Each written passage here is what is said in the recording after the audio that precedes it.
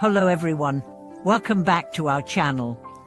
It's always wonderful to have you here, especially for today's topic, one that touches every single human being in a very real and intimate way. We are talking about emotions, not the shallow ones that come and go like ripples on water, but the deep emotional waves that shape our lives: fear, anger, sadness, anxiety, and sometimes even joy so overwhelming it becomes frightening. Have you ever wondered why your emotions sometimes feel like they're in control of your life? Why a single moment of rage, sadness, or insecurity can derail your entire day or even your entire year? And more importantly, have you ever asked yourself, is there a way to live beyond these emotions?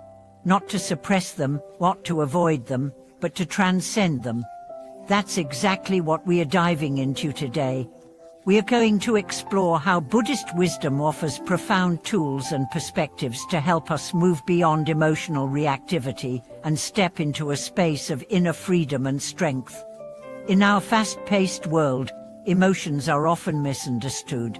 They're either glorified, follow your passion, or demonized, don't be so emotional. But Buddhist practice takes a different route. It doesn't label emotions as good or bad. It doesn't ask us to chase them or run from them. Instead, it teaches us to observe them, to understand their roots, to develop a new relationship with them. Let's begin with the basic understanding that emotions are not the problem, our attachment to them is. When we become fused with an emotion, when we say I am angry instead of anger is present, we lose our perspective. We become the emotion, and in doing so, we lose our freedom.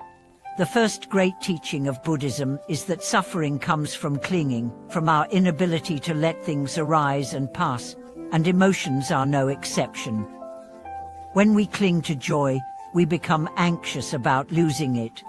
When we cling to grief, we become identified with pain. True freedom comes when we can feel fully, without holding tightly.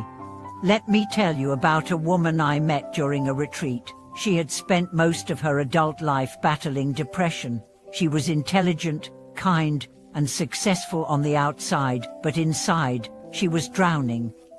She said, "It's like a cloud that never lifts." She had tried therapy, medication, retreats, but nothing seemed to stick, until one teacher said something that changed everything. Stop fighting the cloud. Sit with it. Get to know it. Let it speak. At first, she was resistant, but slowly, she began to sit in meditation, not to silence the sadness, but to make space for it, to breathe with it, to stop seeing it as an enemy. And in that space, something shifted. The cloud didn't vanish overnight, but her relationship with it changed. She stopped fearing it, and in that fearlessness, the cloud began to thin. That is the heart of Buddhist emotional practice, not about control, but connection. Not about domination, but depth. One of the most powerful tools for working with emotions in Buddhism is mindfulness. To be mindful means to observe without judgment. It means to say, "Oh, here is sadness, here is anger, here is joy." You don't resist it, you don't become it. You simply witness. This witnessing creates a gap, a sacred space between stimulus and response. In that space lies your freedom.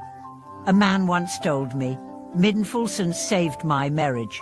Every time he and his partner argued, he used to react instantly, yell, defend, withdraw.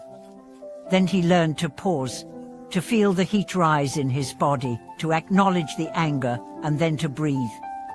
Just that breath, a single breath, was enough to stop the automatic reaction. And in that breath, he found compassion. This is how real transformation happens, not in dramatic gestures, but in tiny, consistent shifts of awareness. Let's talk about another important Buddhist principle: equanimity. Equanimity is the ability to remain balanced in the face of both pleasure and pain.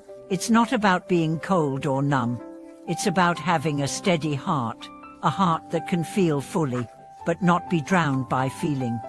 Equanimity allows you to walk through joy without clinging, through grief without collapsing, through anger without attacking, through fear without retreating. It's a powerful form of emotional maturity that says, I can be with this, I can stay. Imagine a tree in the middle of a storm. The branches sway, leaves fly, but the roots hold firm. That's what equanimity gives us, roots. Another vital teaching is that emotions are not random, they arise from causes and conditions. They have a history. When we investigate with curiosity, we begin to see that anger may come from unmet needs, that sadness may stem from unhealed wounds, that fear may be inherited, and once we see this, we gain power. Not power over the emotion, but power to heal it. A young man once came to me, confused about his constant anxiety. He was successful in his career, had a loving family, but every morning woke up with dread. He thought something was wrong with him, but through reflective practice, he discovered a deep childhood fear of abandonment, stemming from an early trauma. That insight alone didn't cure the anxiety, but it softened it. It made it human. It opened the door to compassion for himself and others. This is the path of emotional wisdom, not quick fixes, but deep seeing. Not repression, but relationship. When you stop running from your emotions and start sitting with them, they begin to transform. What was once a storm becomes a message. What was once a threat becomes a guide. And now, perhaps the most beautiful truth of all, when we work with our emotions skillfully, we don't just free ourselves, we free others. Because every time you choose presence over reactivity, compassion over defense, honesty over hiding, you create a field of safety around you. You become someone others can open to. You become a mirror of peace. You don't have to be perfect. You don't have to be emotionals. You just have to be real. And in your realness, others find the courage to be real too. If you want to begin this journey today, start small.